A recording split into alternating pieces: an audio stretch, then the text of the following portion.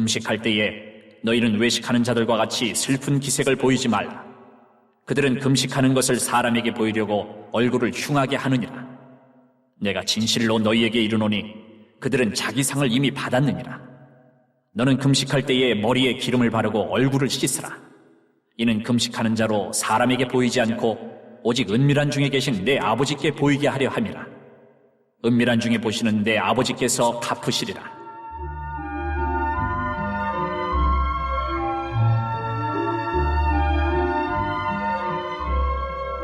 너희를 위하여 보물을 땅에 쌓아두지 말라.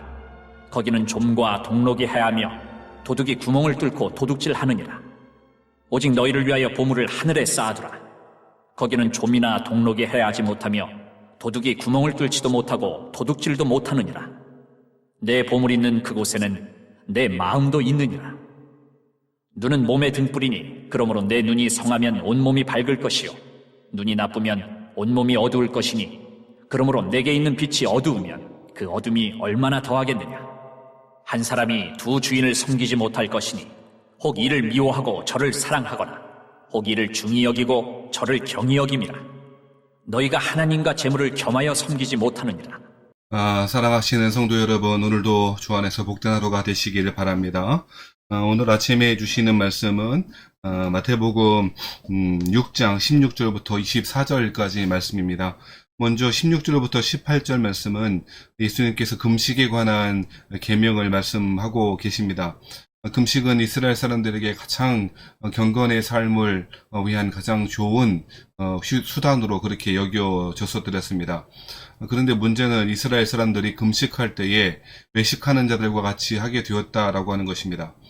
하나님께 자기의 생명을 마치 소중하지 않은 것처럼 음식을 먹지 않음으로써 자신의 생명보다도 더 귀한 하나님의 은혜와 뜻을 구하기 위하여 경건의 삶을 위하여 살아가기 위한 목적으로 하는 것이 금식일 텐데요. 이 금식을 이스라엘 사람들이 외식하는 자들과 같이 했다는 것입니다. 다른 사람들에게 보여지고 다른 사람들에게 인정받고 칭찬받기 위한 수단으로 금식을 사용했다라고 하는 것입니다. 그들은 슬픈 기색을 보였고 사람들에게 얼굴을 흉하게 하여 자신이 지금 금식하고 있다는 사실을 보여주려고 하고 그것을 통하여 다른 사람들의 인정과 칭찬을 받으려고 했다라고 하는 것입니다. 그것이 외식하는 것이었다라고 말하는 것입니다. 사랑하시는 성도 여러분, 우리도 또한 그렇게 할 수가 있습니다. 나는 이러이러한 열심을 가지고 있다라고 하는 것을 하나님께가 아니라 다른 사람들에게 인정과 칭찬을 받기 위한 수단으로 사용하려고 하는 사람들도 있을 수 있다는 것입니다.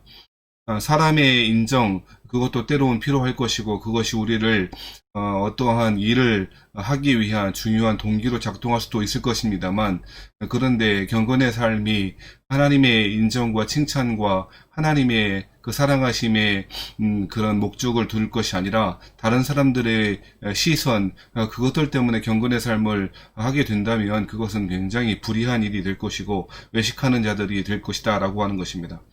그러면서 16절 말씀에는 그들은 이미 자기의 상을 받았다라고 이야기하고 있습니다. 하나님의 상보다는 사람들의 인정이 훨씬 더 중요한 사람들이었던 것이죠. 이러한 일들은 우리는 또 경계하고 경계해야 할 것입니다. 사람의 인정이 아니라 하나님의 칭찬과 잘했다고 착하고 충성된 종이라고 인정받는 그것이야말로 우리 그리스도인 제자들이 따라갈 길이라고 이야기하고 있는 것입니다. 사랑하신 여러분, 사람들이 나를 어떻게 볼까라고 하는 그 인정이 중요한 것이 아니라 하나님이 나를 어떻게 보실까? 하나님이 나를 어떻게 평가하실까? 라고 하는 것을 염두에 두고 우리의 경건의 삶을 살아가시는 하루가 되길 바랍니다. 그러므로 예수님은 17절, 18절 말씀에 금식할 때에 머리에 기름을 바르고 얼굴을 씻으라.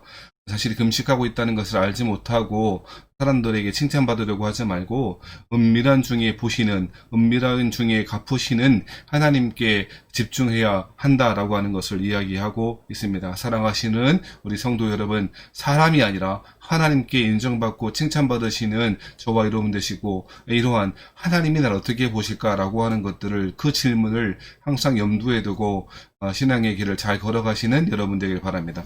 두 번째로는 예수님께서 재물에 관하여 말씀하고 계십니다. 너희를 위하여 보물을 땅에 쌓아두지 말라라고 이야기하십니다. 그 이유에 대해서 거기는 좀과 동록이 해하고 도둑질이 구멍을 뚫고 도둑질한다라고 이야기하고 있습니다. 땅에 재물을 쌓아둔다면 자연적으로 없어지는 것. 좀과 동록이라고 하는 것은 자연적으로 그 재물이 없어지는 것을 말하는 것 같고요. 도둑, 이 구멍을 뚫고 도둑질하는 것은 인위적으로 재산을 빼앗기게 되는 상황이 있다는 것입니다. 보물을 땅에 두는 것이, 쌓아두는 것이 어리석은 이유는 없어지기 때문이라는 것입니다. 그것은 그 가치가 없어질 것이기 때문에 그러하다라고 하는 것입니다. 오직 그리스도인들은 재물을, 그 보물을 하늘에 쌓아두라라고 이야기하고 있습니다.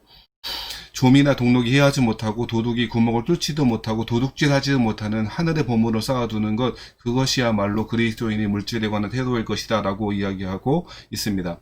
그러면서 21절 말씀에는 내 보물 있는 그곳에는 내 마음도 있느니라 라고 이야기하고 있습니다.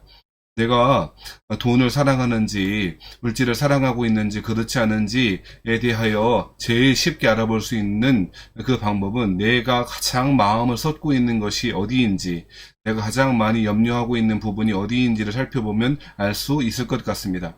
내가 가장 염려하는 것이, 내가 가장 신경을 쓰고 하는 것이 돈을 벌는 것이라면 그 사람은 돈을 사랑하는 사람일 것입니다. 왜 그렇습니까? 우리의 마음이 있는 곳에 우리의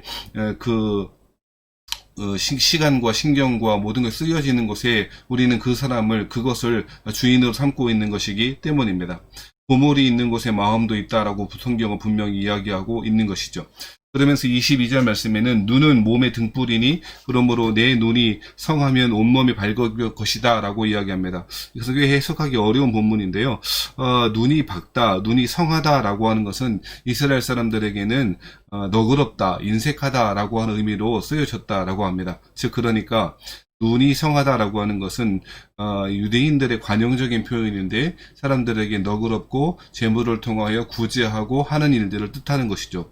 자기 자신을 위하여 물질을 사용하려고 하는 것이 아니라 오히려 하나님께서 주신 그 축복, 그 은혜의 결과로서의 물질을 세상 사람들을 위하여, 이웃을 위하여 섬기는 일들로 사용할 수 있다면 그것은 그 사람은 눈이 성한 사람이다 라고 하는 것이죠.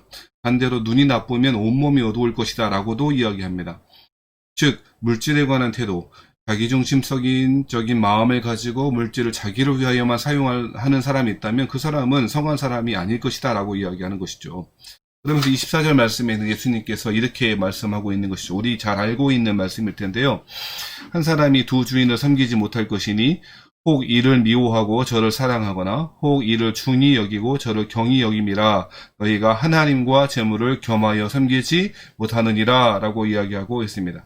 혹 사람은 나는 그냥 물질이 필요해서 돈을 벌고 있는 것 뿐이지 라고 이렇게 이야기할 수도 있을 것입니다만, 오늘 본문의 말씀은 한 사람의 두 주인을 섬기지 못할 것이다 라고 구분해서 그렇게 이야기하고 설명하고 있습니다. 하나님을 사랑하거나 하나님을 주인으로 삼거나 물질을 주인으로 삼거나 라고 하는 것이 구별된다, 분명히 그렇게 대조된다 라고 그렇게 여기는 것이죠. 성경은 줄기차게 예수님뿐 아니라 사도들 모든 성경은 돈에 대해서, 물질에 대해서 여러 차례 경고하였습니다. 골로새서 3장 5절 말씀에 사도 바울은 탐심이 곧 우상 숭배다라고 이야기했고요. 디모데전서 6장 10절 말씀에는 돈을 사랑하는 것이 일만하게 근원이 된다라고도 이야기하고 있습니다. 그러면 사람들은 왜 돈을 사랑하고 왜 탐심을 부릴까요? 그것은 자신 안에 있는 욕심 때문이거나 또 다른 이유가 있다면 그것은 불안함 때문일 것입니다. 하나님을 신앙하지 못하니 우리의 주인 되시고 들풀도 먹이시는, 공중의 새들도 먹이시는 그들보다도 훨씬 더 귀한 자신의 제자들을 입히시고 먹이신다는 그 믿음, 그 신뢰가 없으니 당연히 자신의 삶을 자신이 꾸려가야 하고 자신이 자신의 삶을 책임져야 한다고 생각할 수밖에 없을 것입니다. 그러니 불안하고 그 불안을 잠재울 수 있는 가장 효과적인 수단이 물질 아니겠습니까? 그러니 사람들은 이 불안함과 이 여러 가지 근심 때문에 돈을 그렇게 사랑할 수밖에 없었다라고 그렇게 성경이 설명하고 있는 것이죠. 그래서 탐심이 곧 우상숭배라는 것입니다. 하나님을 사랑하지 못한 태도가 물질을 사랑하는 태도로 드러나기 때문이라고 성경이 그렇게 이야기하는 것이죠. 사도 바울은 그래서 우상숭배의 본질이 바로 탐심이다. 돈을 사랑하는 것이다. 그리고 돈을 사랑하는 것이 모든 악의 근원이고 출발이 된다라고 이야기합니다. 하나님을 신뢰하지 못한 사람의 태도가 바로 이렇다라고 그렇게 이야기하는 것이고, 예수님도 오늘 본문의 말씀을 통해서 두 주인을 섬기지 못한다라고 하는 말씀으로 하나님과 재물을 겸하여 섬기지 못한다라고 이야기하고 있습니다. 예수 믿으면 부자가 된다라고 하는 식의 번영신학을 가르치거나 예수 믿으면 성공한다, 사회적 위치가 올라간다라고 하는 고시론을 주장하는 사람이나 그 중심에는 하나님을 신앙하는 삶이라기보다 그 믿음이라기보다 오히려 자기 자신의 주인이 될 때가 얼마나 많이 있냐는 것입니다. 예수님은 하나님의 말씀을 설명하시면서 물질에 관해서 그렇게 이야기하고 있는 것이죠. 사랑하신 여러분, 물질은 하나님이 하나님 나라를 위하여 이웃을 섬기라고 주신 하나님의 선물인 것입니다. 그런데 그 선물을 제대로 사용하지 못하는 사람이라면 하나님의 주신 그 선한 청지기의 사명을 잘 감당하지 못하는 사람일 것입니다. 실제적으로도 목회를 하다 보면 열심히 돈을 모으고 또 돈을 모아서 건강마저도 해치고 사람들에게 인심을 잃어버리고 사람들에게 그렇게 비난받는 일들이 얼마나 많이 있습니까? 땅을 투기하고 한 땅의 주인은 하나님이신데도 불구하고 그 땅을 통해 투기하거나 부동산을 투기하거나 아니면 여러 가지 다른 불의한 방법으로 돈을 모아서 자신의 불안을 혹은 또 자신의 욕심을 채우고자 하는 사람들이 있다면 그리스도를 믿는 사람이 아니라고 분명히 이야기하고 있습니다. 돈과 재물을 겸하여 섬기고 하나님도 섬기고 물질도 사랑하고 물질도 악착같이 모아야 되겠다라고 하는 것이 동시에 가능할 수 있냐? 가능하지 않다라고 성경이 말하고 있다는 것입니다. 그리스도인들은 하나님의 은혜로 사는 사람입니다. 그리스도인들은 하나님이 주신 은혜로 날마다 살아갑니다. 날마다 하나님의 공급하시는 만나와 같은 은혜로 살아가는 사람입니다. 돈을 저축하지 말라거나 돈이 아무런 필요도 없다라고 하는 것이 아니고요. 하나님의 은혜, 하나님이 주신 그 은혜에 따라 살아가고자 하는 태도가 어떠한지를 살펴봐야 한다는 것입니다. 말씀 마치겠습니다. 우리의 경건의 삶의 모습이 사람들의 칭찬을 받기 위한 수단으로 오용되어서는 곤란할 것입니다. 우리는 오직 하나님의 칭찬만이 소중하다라고 마음이 되새겨야 할 것입니다. 하나님이 나를 어떻게 보실까? 그 질문을 마음에 품고 살아가시는 여러분 되길 바라고 우리의 보물을 하나님 나라를 위하여 선한 청지기가 되어 하늘에 쌓아두시는 저와 여러분 되시기를 주의 이름으로 부탁을 드립니다.